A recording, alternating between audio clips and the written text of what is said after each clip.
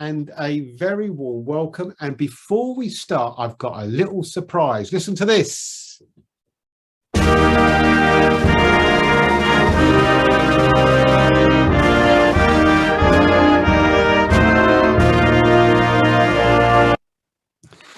That is the Canada national anthem, if you didn't know about it. And today we launched the Canada OSPAs.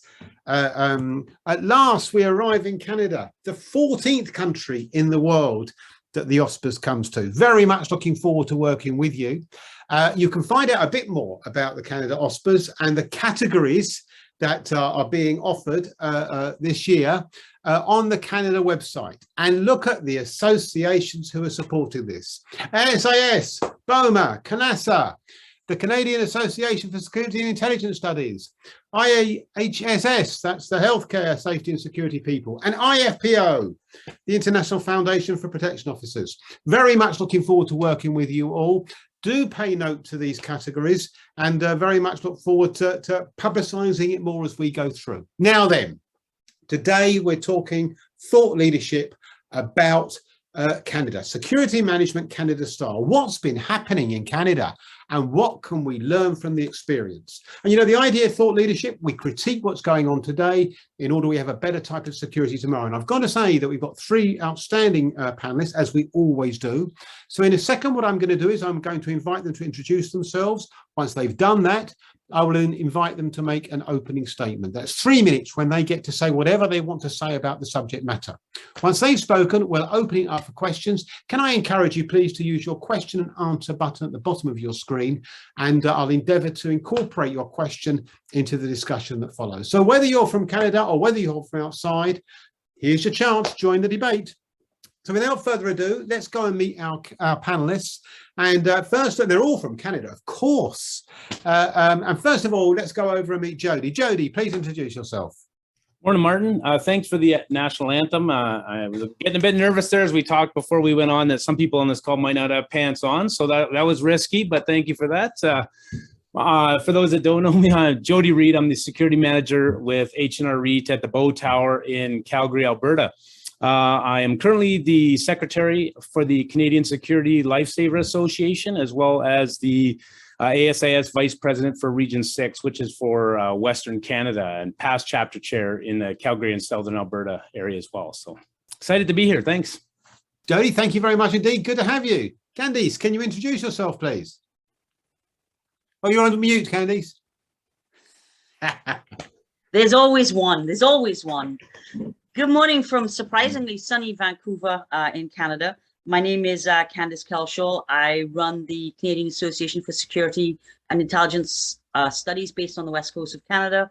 Prior to that, I was still a UK national. I work with the Metropolitan Police, British Transport Police, and spent time as a reservist Royal Navy officer.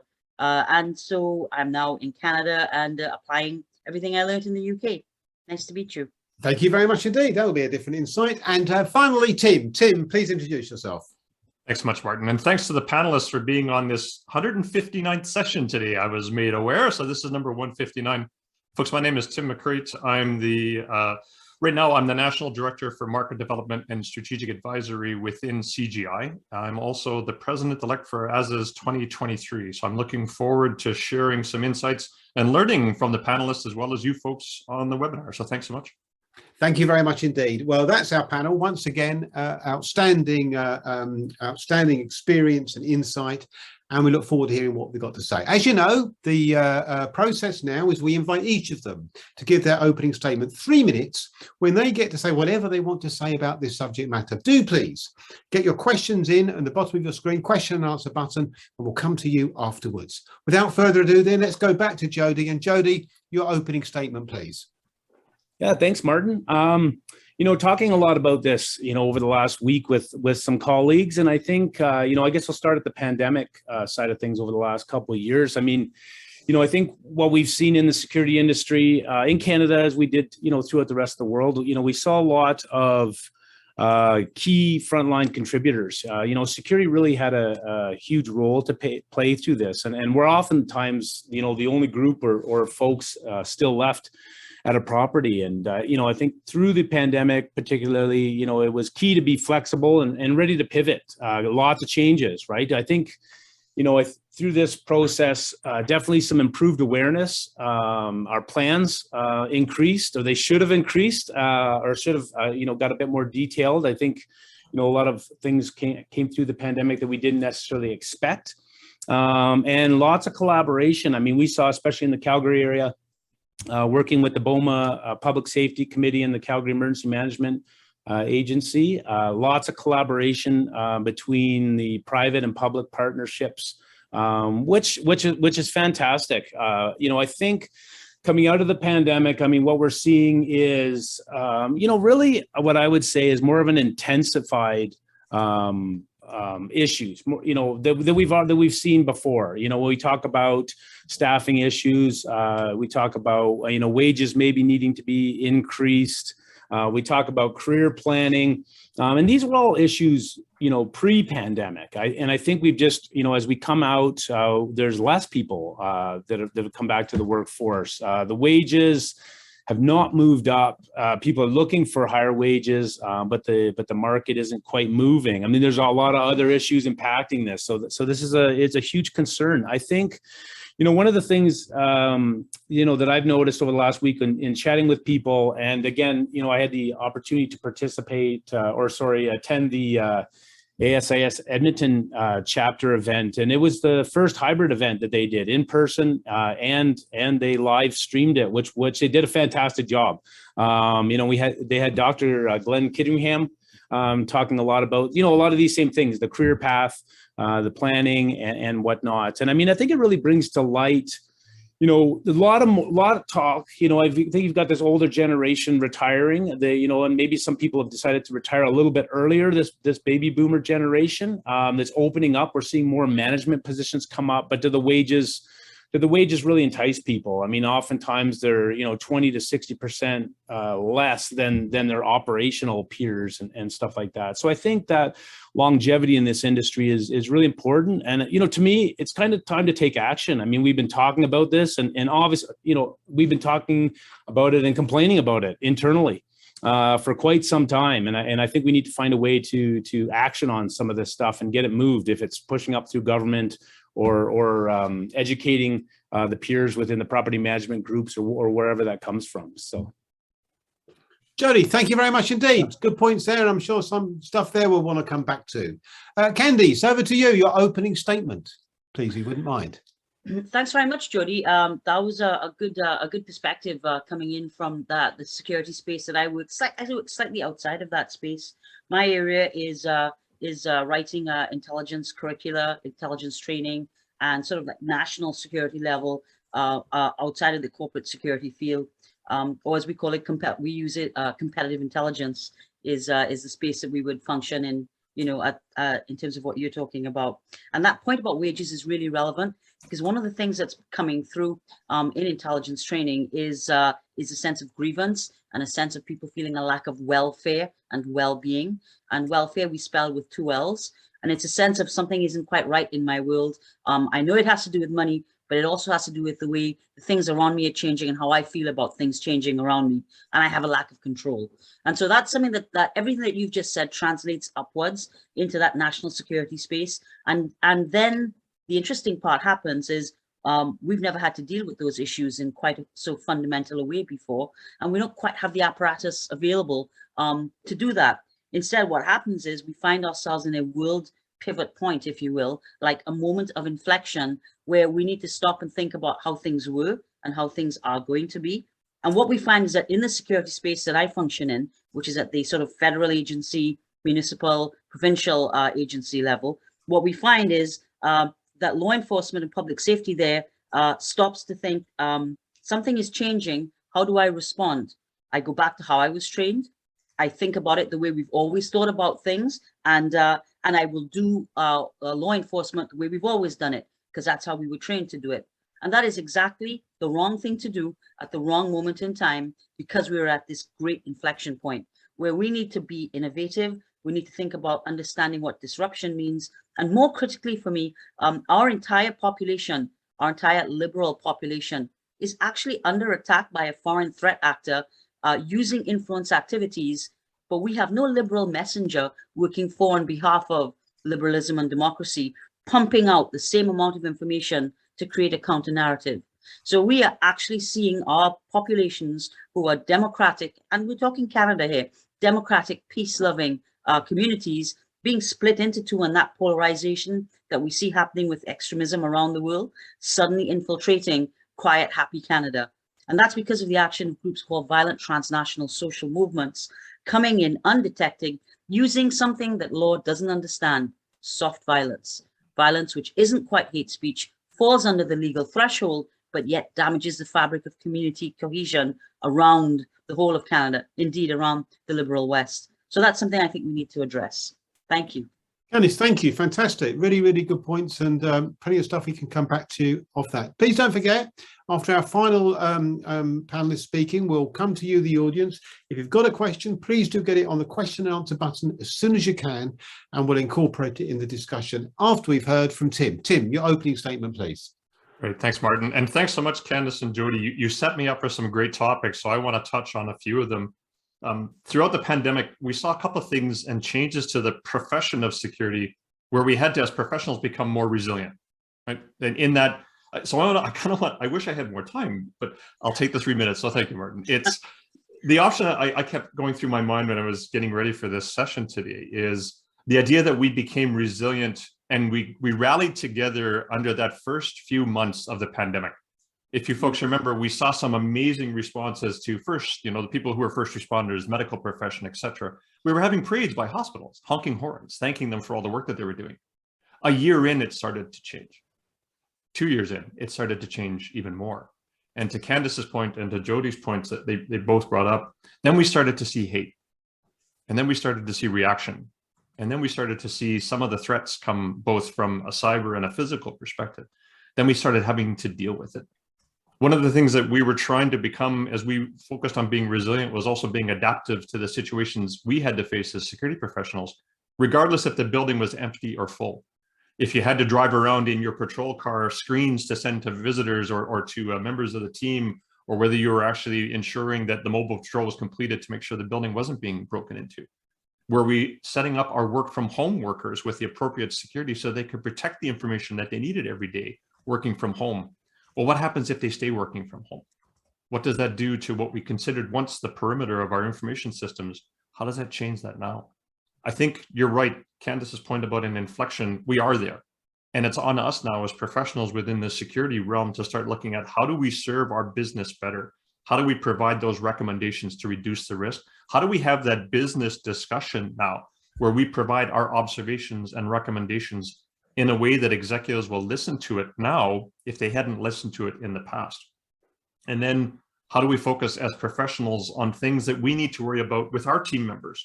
The human aspects, the concepts of behavior. Are we looking at kindness and empathy? How are we dealing with our teams who have to deal with the others? And have we brought that into the realm before? I don't know that we have.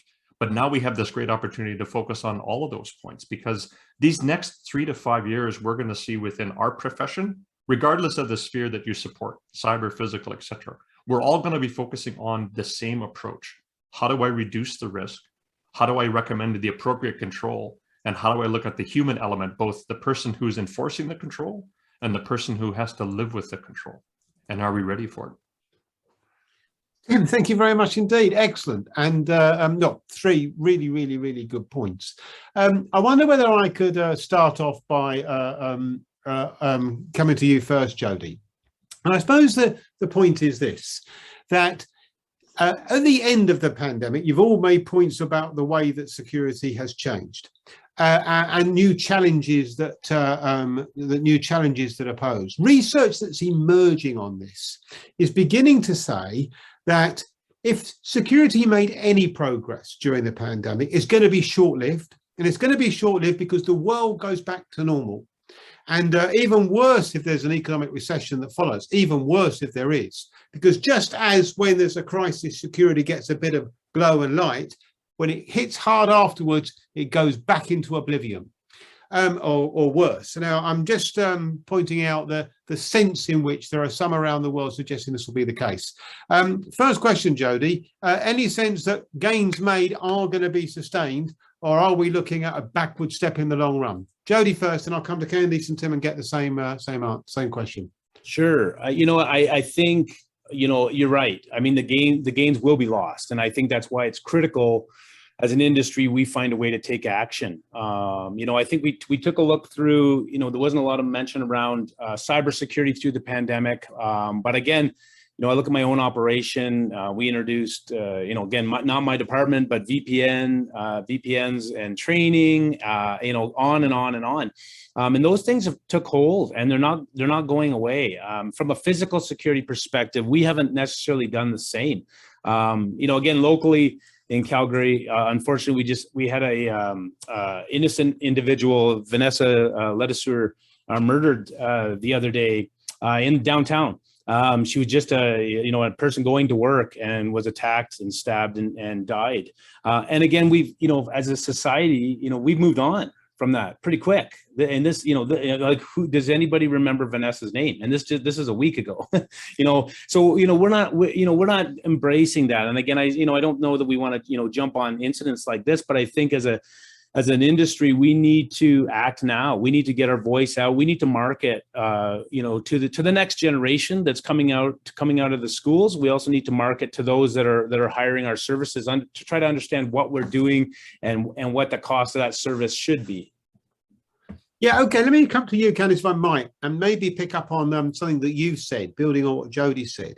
And it's this point about how you present an image of security or an image of intelligence, if you wish, that's more improved, that's more engaged, that's likely to get more recognition. Because it's not obvious that just because things were a bit more rosy during the pandemic, that the conditions are right for taking that forward. Candice, your thoughts on have we got reason to be optimistic here or not in Canada? Yes and no. Here's where the yes comes from. It's an opportunity. It's a moment.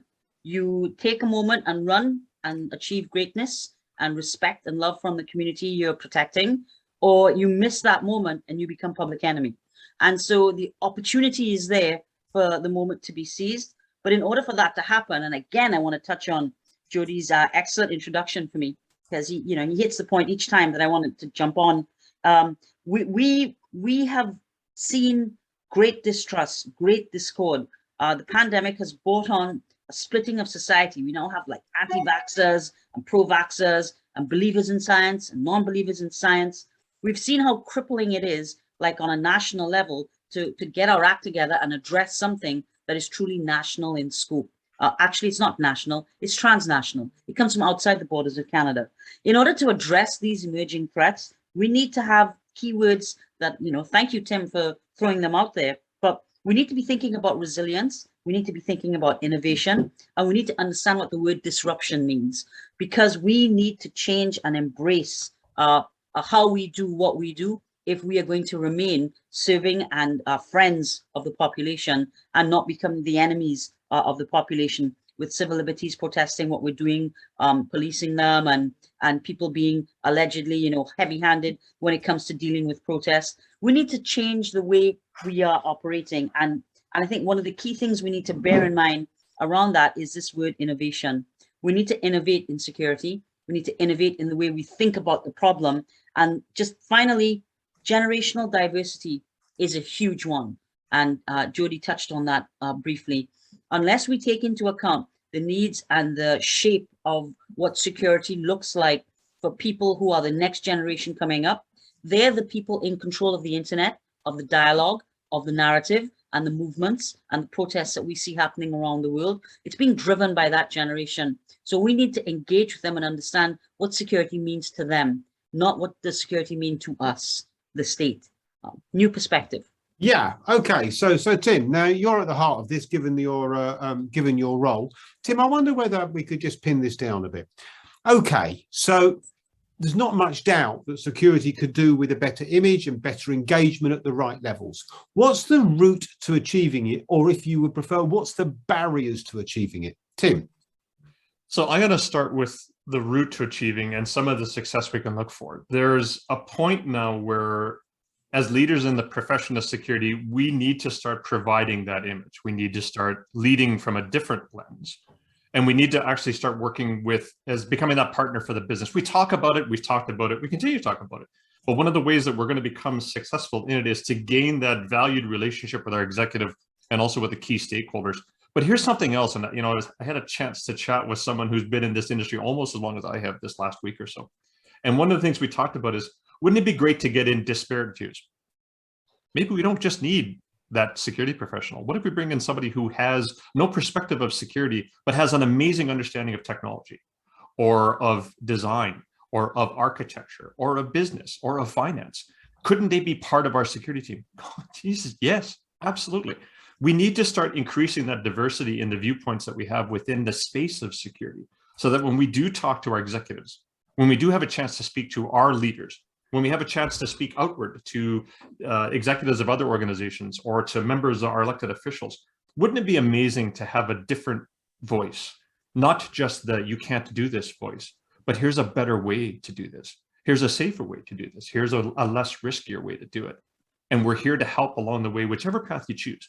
So I'm trying to find space now within my head, is how do we bring in other people with different diverse backgrounds that don't have a security perspective, but they have a perspective that I really want to gain inside the team that I'm running. But the thing is, though, Tim, I get this point, but let me just come back to you on one point. This cropped up in one of our previous webinars. Yeah. Is there not a danger that when you start to do that, you lessen or dilute the impact of security professionalism? Because on the one hand, security moving forward saying, we're professionals, we've got a good grasp of this, we'll explain to you what they are and help you do it.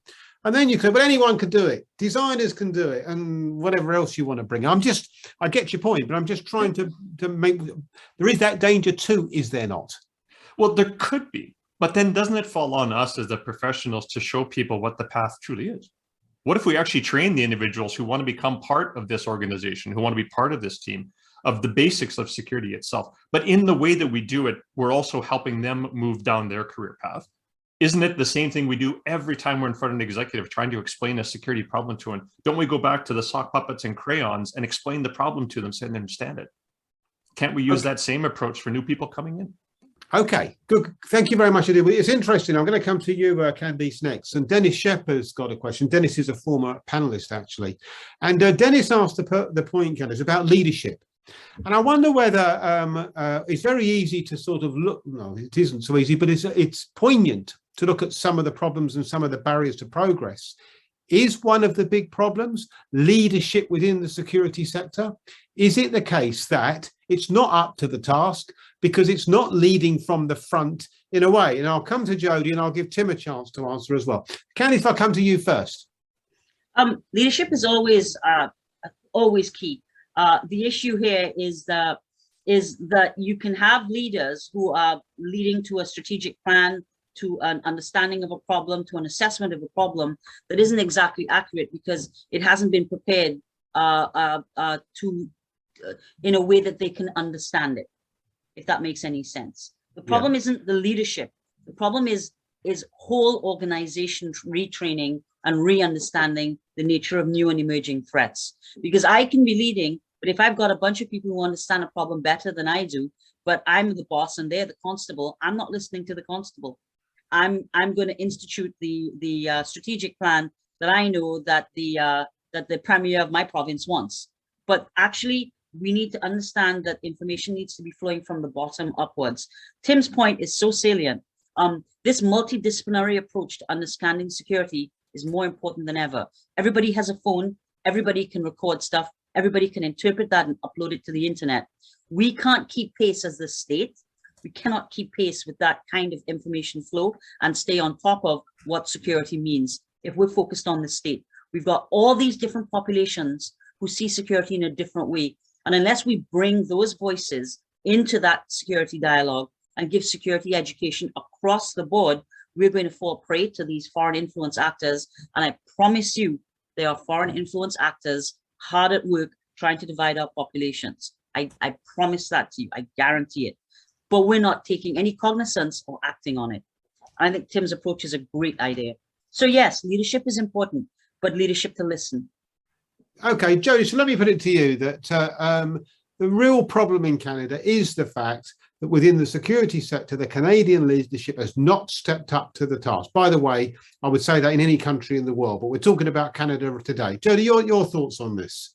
Yeah, no, I agree, Martin. I think, as an industry as a whole, and talking as a large group, I think we're very good at and we have been very good at getting the job done. We kind of fly under the radar a lot. As an industry, I don't think we've historically been very good at selling what we do up. I do firmly, I really buy into the ESRM model. I think, for those folks that haven't done any reading on that or taken any education in that, it's critical. I mean, understanding how the security function fits into the business function. I mean, really piggyback on the last conversation. I mean, one of the most important things for me as a young supervisor in this industry was when I went back to take my security management certificate at the U of C. And my first course was around business organization and sitting through operational functions, marketing functions, management functions. And it really opened my mind to, there's other people that have roles to play in this organization. It's not all about safety and security. It's just, one piece of the pie. And I think, as leaders, we just really need to understand that. And it's for us to sell that to our partners, if it's our property partners and management teams, and really working together to educate them and not just kind of sitting in the cave in the background, working away and keeping everybody safe, but make sure we tell people about that. Again, and if I can give you a feather, I think the OSPAs coming to Canada is a great opportunity for us to, for organizations to, get nominated to win awards and then bring those back to the properties and really raise up the teams and the individuals involved. So I'm excited about it. Thank you very much indeed. And doing that while the world will be watching as well. Tim, let me come to you. I mean, Tim, you're another leader in the security. So I mean, basically what I'm suggesting is it's your fault. To put it another way, Tim, I mean, ESRM, right? I was half expecting you to mention this, but given that this has been mentioned, you mentioned the point about engaging with the business. But I wonder whether, Tim, that when we start to talk about that sort of terminology, it makes sense, okay, engaging with the business. I don't know many that disagree with it. But as Candyce rightly says, not just in Canada, but globally, there is this issue that you've still got to be able to talk the language of business. And the security world hasn't been good at it because it's not what it does. It comes from a different background. It comes from a different area of expertise. And therefore, the problem is leadership, because the very thing you say should be done is the very weak point of security leaders. Tim? Wow. Do I have the rest of the session to talk about? No, I'm kidding. That's a big one. Give us your best shot.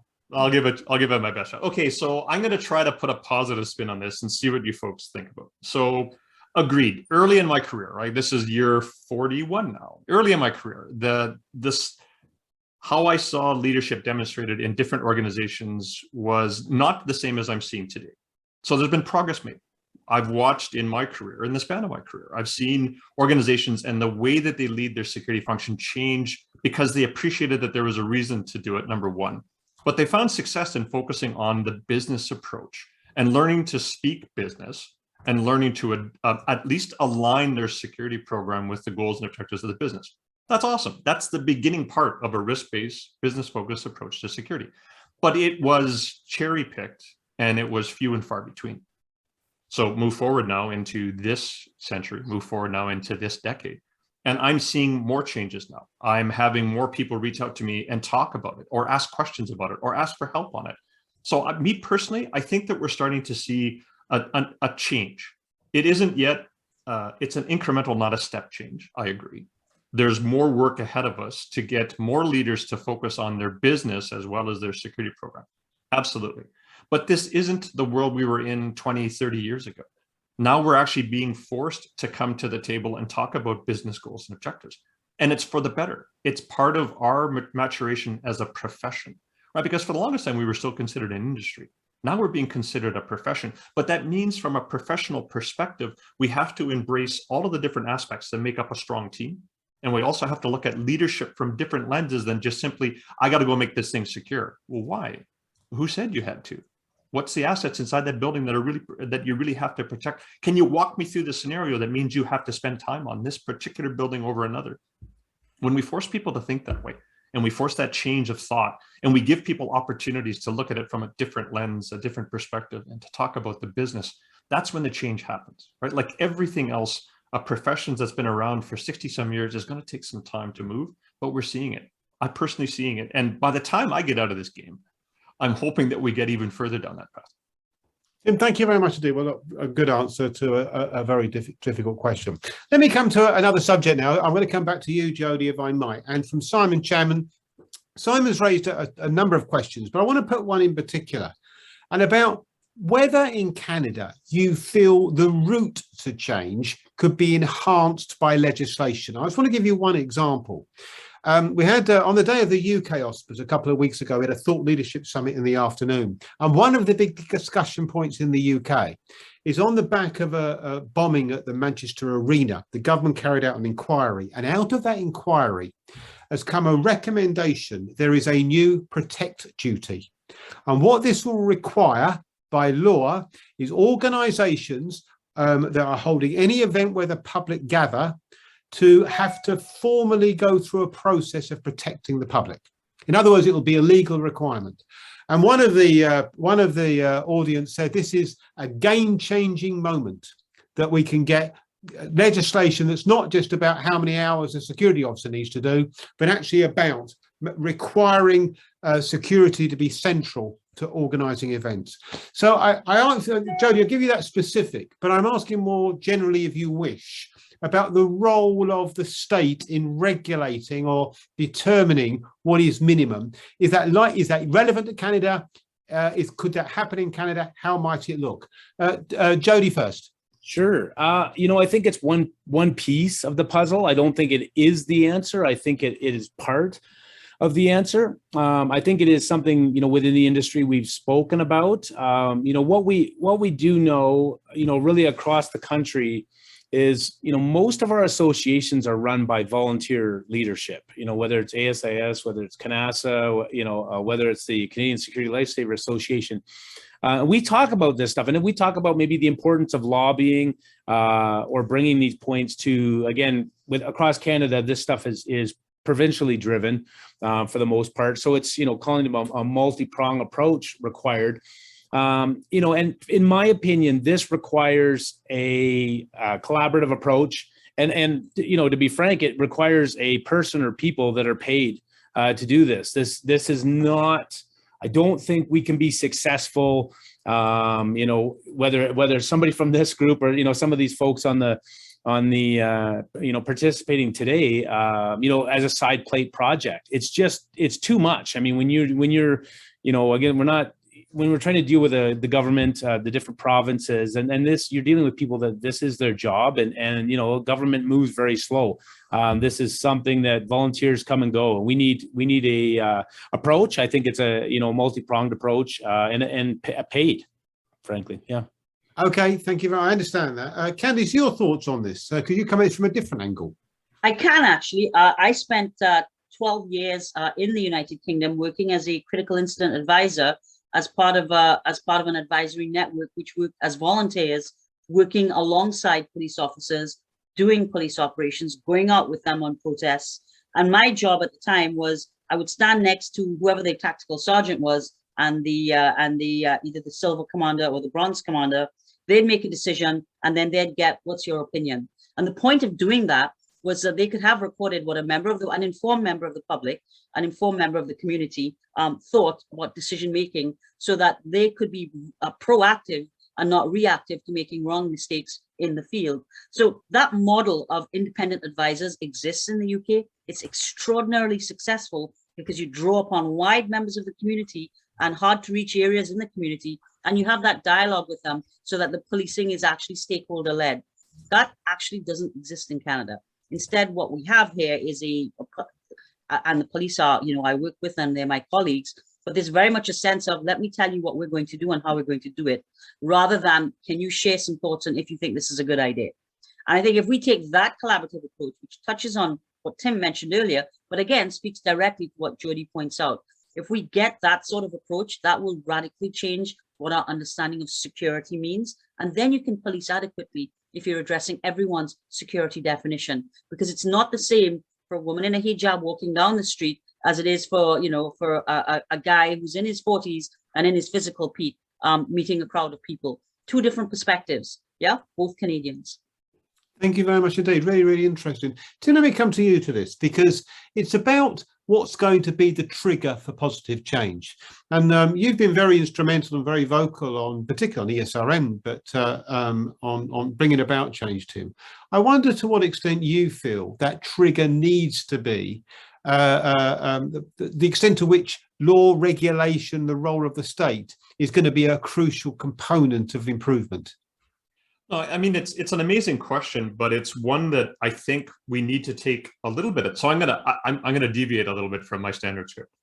So with the way I look at a piece of legislation or regulation, et cetera, that we now have to comply with, it's that, you know, we're not law enforcement agencies, we're security. So we have a different response and different mechanisms that we have to comply with. So a couple of things. One, if you're putting in a piece of legislation to create the concept of security, to demonstrate the compliance of a security, you know, setting a secure event, if there ever is such a thing, and creating that for people, terrific.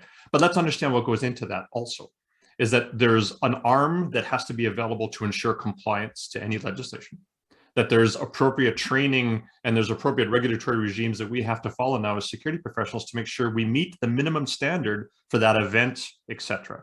And that in the event that there are bids for it, all members coming to the table to apply for the right to be securing that event all have the same qualifications. So that means the market itself will help drive that response as well. Is the market ready now for the potential increase in costs for security for an event if I'm putting legislation and regulation in place? I think it's an amazing idea, and it gives us an opportunity to truly grow what we need to do as professionals. But the question I'd ask back to business, are you ready for the cost?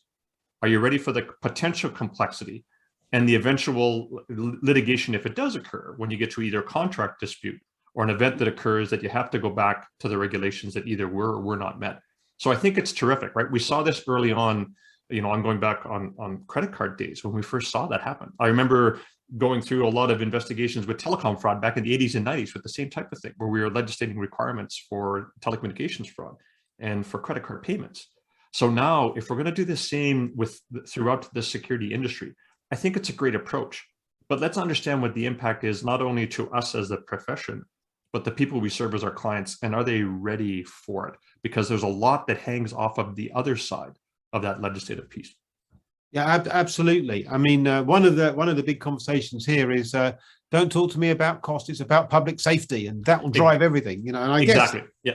Yep, you bet. I guess. Okay. I want to go. It's the Canadian percent, so I'm really keen. Candice, I wonder if I could just come to you very briefly. I've got a question come to me here, which is, Candice, you're talking about the very different types of soft violence you were talking about, which of course is a major threat in many countries. And the question is basically, do you feel that Canada is on top of the response? No. Right. No, it's not even a thing. It's not real. I mean, we experience it as citizens. We know what it feels like. We see swastikas in the street. We know how that makes you feel. We see groups of people wearing, forgive me, you know, a red MAGA hat. And unless you're part of that movement, it means something to you. And that sense of I feel out of control and no one can help me because there isn't a problem and no one has attacked me, but I feel insecure. That's not part of the criminal code. It's not part of the legislation. We can't, there's no respite for that, but it's mortally wounding to cohesion in a society. And it's mortally wounding to democracy because it allows populism to rise up. And populism basically means mob rule with the institutions being damaged. And those institutions are what protect minorities and make us feel safe, because we know we have recourse to the law, or that we can go to the police and get assistance, or go to the nearest security guard and feel safe. But what we've seen instead is that narrative seeping into those very institutions. The number of police officers that were active duty police officers, as well as retired in the Freedom Convoy in Ottawa. I mean, we're still counting. We're in scores of police officers that we've identified in my organization from open source camera that we're looking at. With the number of extremist views that we see in the Canadian military is quietly weeding people out. Anti-vaxxers, again, this is something that, could potentially be harmful if you are engaged in protection, doing a natural disaster exercise, and you come into contact with vulnerable people as you help them leave their house for a wildfire. These are things where we have to think about human safety and security in a different way. And soft violence is not understood. The extremism, normalization of this radical sentiment, not recognized, and it's seeping into our communities. And I think that's something that the legislation needs to look at addressing. Candice, thank you very much indeed. And listen, I want to get you all on one side. I'm going to give you all 30 seconds and a magic wand. And I want to know from each of you, if I could wave that magic wand and have one wish from you about the Canadian security sector, what would you wish to see happen in the next couple of years in terms of a plan or a program of change? What change would you most like to see? Tim, let me start with you. Holy, okay, 30 seconds. So I would, two things. One, help our security leaders become focused on the business elements of the organizations we're protecting and focus on the human. Okay, very, very, yeah. And of course, I suppose ESRM is a big stepping stone to that. Kind of snuck that in there. Yeah, you bet. Okay, thank you very much indeed. Jody. Yeah, well, and that's a tough question, but I guess maybe if I had the magic wand, it would be the awareness and understanding of the importance of security within the business model, and also that awareness and understanding amongst our youth about the importance of this industry, and I guess that next generation coming in and continuing to move the industry in the positive direction. Okay, I mean, very, very doable challenges, but very, very sort of doable things. Sometimes the magic wand casts all sorts of tricky things. Candice, is your magic wand going to be something doable or something not doable? Up to you. It might be. Again, let me echo Tim. Human security is important because insecurity comes when humans feel threatened. And so instead of focusing on the state, focus on how individuals feel within your community. And that helps keep the state safer, ironically. So I guess my wish list would be a national security strategy for Canada. We haven't had one written since 2004. We have a defense strategy, but not an internal one. And I think that will be key. And maybe seeing a National Security Council at the deputy minister level operating in Ottawa, bringing in multiple ministries to think about problems instead of just acting in an ad hoc manner where the incident response group currently does. Those would be my wish lists. Thank you very much indeed, panel. That was an excellent discussion. We could have continued. I would like to continue, I have to say. But these are topics, of course, that we'll be coming back to. So thank you very much indeed, panel. A few final comments from me. So just to remind you that the Canada OSPAs is open. You can enter, and as you'll see from that slide, entries close on the 18th of July. So between now and the 18th of July, do get your entries in. They're also open in Romania. The Cyber OSPAs open on the 11th of April. The US OSPAs open on the 4th of April. So look out for those. And the Tackling Economic Crime Awards next week. So it's all happening here at the OSPAs. Canada until the 18th of July, please note. Also to say that at the moment we've got a research project going on the ways in which the security professionals influence the security budget or don't influence the security budget, as the case may be. The survey closes tomorrow, so we'd love to hear your views. We've had a global response, really interested in understanding this holy grail. How does security influence the budget? What are the barriers? What are the opportunities? Who cares anyway? Does it matter? Let us know your views in that survey. And finally to say, we're back next Thursday, and next Thursday, as Tim was saying or implying, it's our 160th Thought Leadership webinar. So this same time next Thursday, and the topic is attracting teenagers to security work. How is the sector doing? And next Thursday is exactly 2 years since the very first webinar that we did. So hope to see you next Thursday. Thank you once again to my panel. Thank you once again to the the audience. Thank you also for those who've been sending me questions, which I didn't get the chance to ask. But I'm sure we'll be returning to this topic in due course. And so wherever you are in the world, until we meet again, hopefully next Thursday, stay safe.